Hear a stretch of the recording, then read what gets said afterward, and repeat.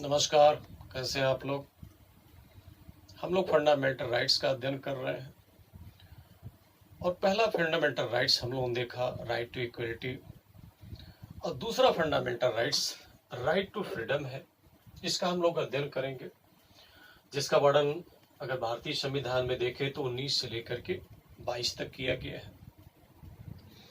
सबसे पहले तो ये प्रश्न पैदा होता है कि मनुष्य की जब स्वाभाविक प्रवृत्ति ही होती है आजाद रहना, इसके बगैर मनुष्य अपने आप को जेल में महसूस करता है, अपने आप को दास महसूस करता है, तो हमारे संविधान निर्माताओं ने इसको सेकंड पोजीशन पर क्यों रखा? इसको तो फर्स्ट पोजीशन पर रखना चाहिए। ये बहुत बड़ा प्रश्न पैदा होता है। क्या हमारे संविधान निर्माताओं ने इस पर ध्यान नहीं दिया? नहीं, ऐसा नहीं। हमारे संविधान निर्माताओं ने बहुत सोच समझ करके इसको सेकंड पर रखा और फर्स्ट पर रखते हैं राइट टू इक्वलिटी। आखिर क्यों रखा?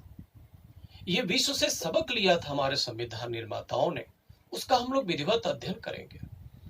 तो सबसे पहले ये देखते हैं कि स्वतंत्रता क्यों जरूरी है, कहां से उद्भव होता है।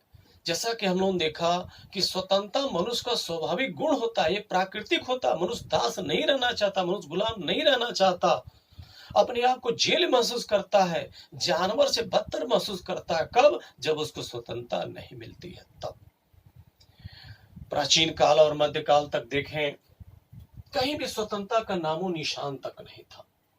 इस तरीके से लिबर्टी की बात करें चाहे राइट की बात करें, ये मॉडर्न एरा का कॉन्सेप्ट है। अगर हम एंशिएंट की बात करते हैं तो उस समय राजा हुआ करते थे, उस समय सामंत हुआ करते थे।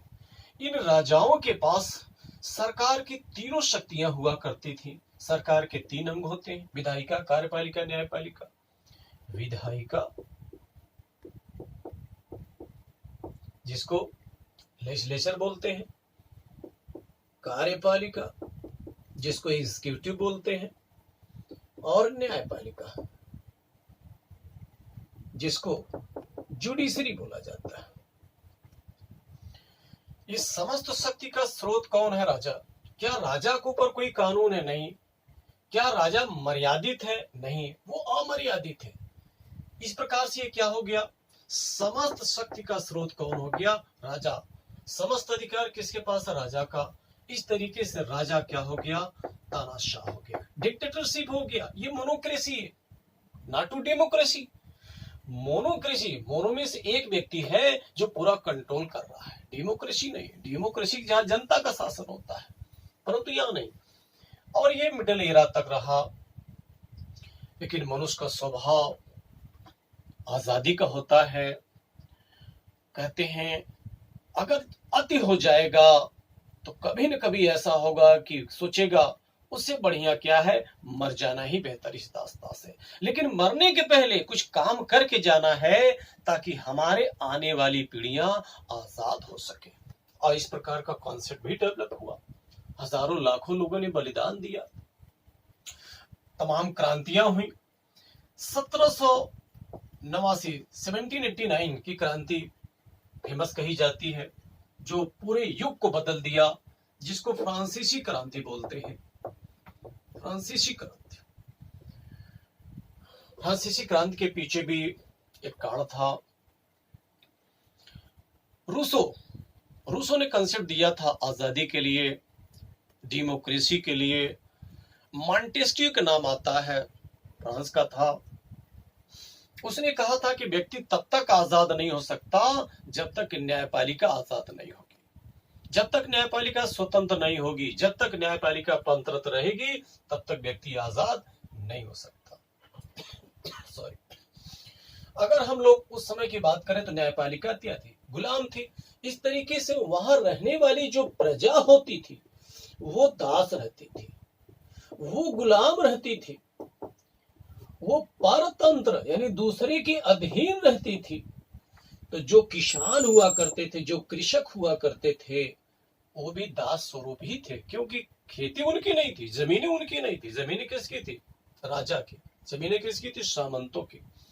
इस प्रकार का एटमॉस्फेयर था। तो इन लोगों ने मांग किया क्या? स्वतंत्रता का। क्योंकि फ्रांसीसी क्रांति का नारा ही था स्वतंत्रता, समानता और बंधुता।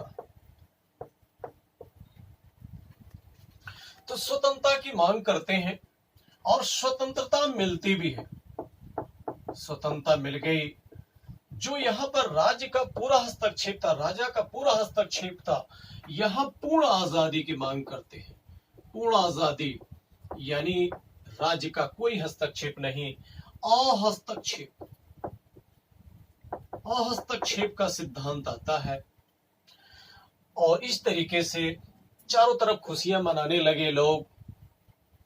वो समझे क्या हो गए, हम आजाद हो गए, गुलामी से मुक्ति मिल गई। लेकिन समस्या कहां पैदा होती है? 1789 की अगर बात करते हैं तो ये 18वीं और 19वीं शताब्दी की बात है और उस समय औद्योगिक क्रांति की शताब्दी मानी जाती है, औद्योगिक क्रांति का युग माना जाता है। उद्योग लगे, उद्योग कौन लगाएगा? जिसके पास मनी होगा। मनी क्या इनके पास था जो दास थी? नहीं। जो गुलाम थे? नहीं, इनके पास नहीं थी। मनी किसके पास था? राजा के पास। मनी किसके पास था? सामंतों के पास। तो जो सामंत वर्ग है यहाँ पर पूंजी लगाता है, इंडस्ट्री लगाता है, तो ये पूंजीपति कहलाया। चूंकि पूंजी लगाया तो पूंजीपति कहलाया। चूंकि इन लोगों के पास कुछ नहीं था, वो इंडस्ट्री नहीं लगा सकते थे, तो यहाँ आकर क्या बन जाते हैं? वो लेबर बन जाते हैं। ये लेबर बन गए। अब इस तरीके से यहां भी दो वर्ग आ गया, एक पूंजीपति वर्ग और एक मजदूर वर्ग, लेबर वर्ग। अब पूंजीपति यहां फिर शोषण करना शुरू हो गया, कर दिया। कम पैसे में ज्यादा काम लेता था। अगर लेबर कुछ दिक्कत महसूस कराते थे तो उनको निकाल देता था। इस तरीके से लेबर वर्ग मजबूरी में खूब काम करने लगा। जितना ज्यादा काम करता था उसका फायदा कौन उठाता था? पूंजीपति वर्ग। जब ज्यादा पैसा आ गया पूंजीपतियों के पास तो ये इन्होंने क्या किया? मशीन लगाना शुरू किया। जब मशीन लगाना शुरू किया तो इनका फिर शोषण करना शुरू किया, तो इनको निकालना शुरू कर दिया और कम पैसे में ज्यादा काम लेना शुरू कर दिया। इस प्रकार से फिर हो गया शोषण। शोषण पहले भी होता था, फिर शोषण। तो केवल स्वरूप बदल गया। कहने के लिए आजाद है। दिक्कत कहां हुई थी?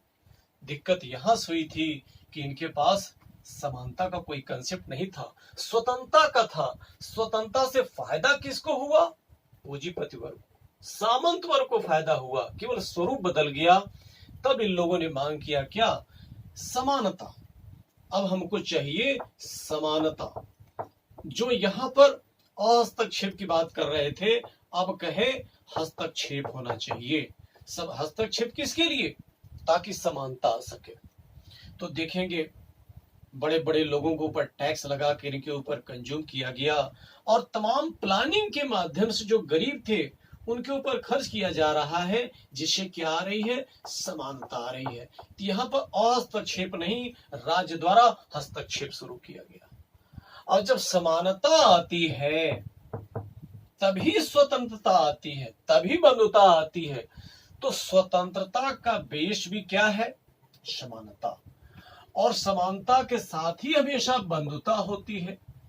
तो दोनों का बेस क्या हो गया? समानता। इस तरीके से हमारे संविधान निर्माताओं ने इसको बेस बनाया।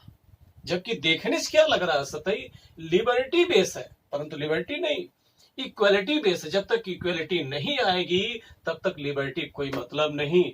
और तब तक यहां देखेंगे जो फ्रेंडशिप की बात की जाती है वो भी नहीं रहेगा। तो हमारे संविधान निर्माताओं ने बहुत विवेकता का परिचय दिया, बहुत बुद्धिमत्ता का परिचय दिया। विश्व का पूरा सिनारियो उन लोगों ने देखा था। तो जब डिक्टेटरशिप से डेमोक्रेसी की तरफ कन्वर्ट हुआ भारत, यानी लोकतंत्र, लोकतंत्र की तरफ जब कन्वर्ट होता है, तो उन लोगों ने बेस किसको बनाया? इक्वलिटी को बेस बनाया।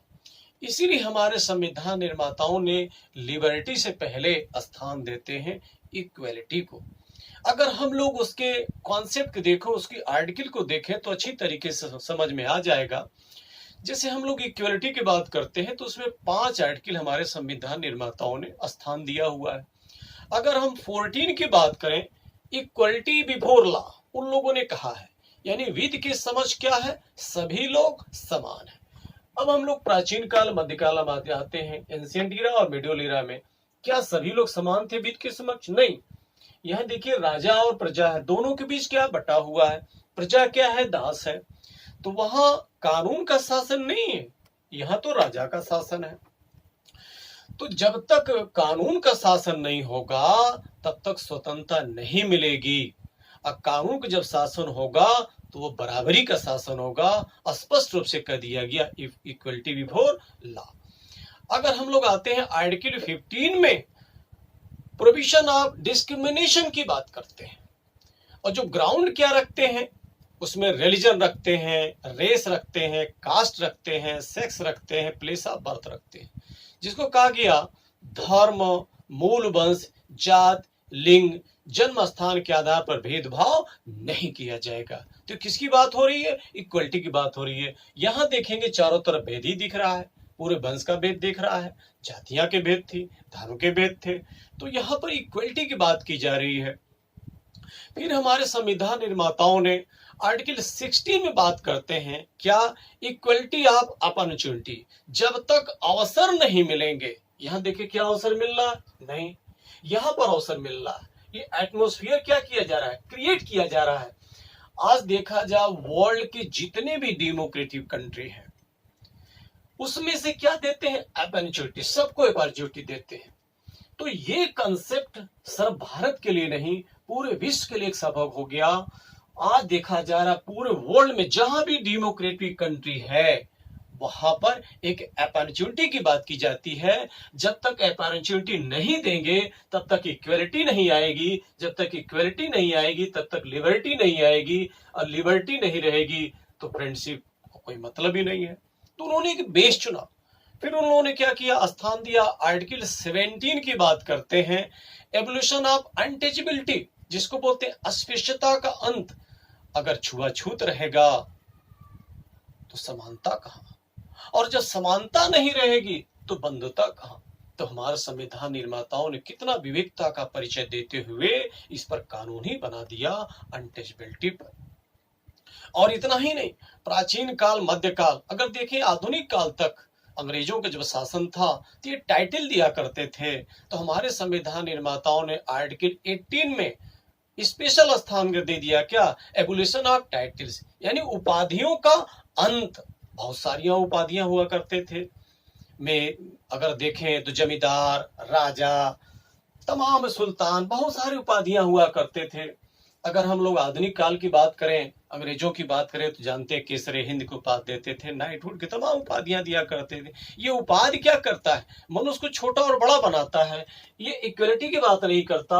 और जब तक इक्वलिटी की बात नहीं होगी तब तक लिबर्टी का कोई मतलब नहीं, तब तक वो फ्रेंडशिप पैदा ही नहीं हो सकता। तो हमारे संविधान निर्माता बहुत सुलझे हुए लोग थे, बहुत कुछ सोच समझ करके इस संविधान का निर्माण करते हैं और फंडामेंटल राइट्स में स्थान देते हैं। और ये फंडामेंटल राइट्स कोई व्यक्ति छीन नहीं सकता, कोई सरकार नहीं छीन सकती। अगर सामान्यतः देखा जाए तो विधायिका, लेजिस्लेचर भी उसमें संशोधन नहीं कर सकती। केवल बेसिक स्ट्रक्चर याद रखेंगे। अगर मामूली तब्दीली करना है तो ठीक है, नहीं सुप्रीम कोर्ट बैठी हुई है, अगर देखेगी क्या इसके फंडामेंटल राइट्स प्रभावित कर रहे हैं तो कह देगी नहीं, ये बेसिक स्ट्रक्चर में क्या है, छेड़छाड़ है। इस तरीके से न व्यक्ति छीन सकता, न सरकार छीन सकती, न सामान्यतः विधायिका छीन सकती। तो ये स्थान दिया हमारे संविधान निर्माताओं ने। यदि कहीं इसका वायलेशन होता है तो व्यक्ति सीधे के सीधे कहां जा सकता है? सुप्रीम कोर्ट जा सकता है आर्टिकल 32 से, या हाई कोर्ट जा सकता है 226 से। तो यहाँ पर जो स्वतंत्रता का अधिकार है 19 से लेकर के 22 तक क्रमशः हम लोग अध्ययन करेंगे, बड़ा आनंद आएगा। और इसमें बहुत सारे ऐसे प्रोविजन मिलेंगे, जो रेस्ट्रिक्शन मिलेंगे वो कैसे मिलेंगे सब हम लोग अध्ययन करेंगे। ठीक है, धन्यवाद।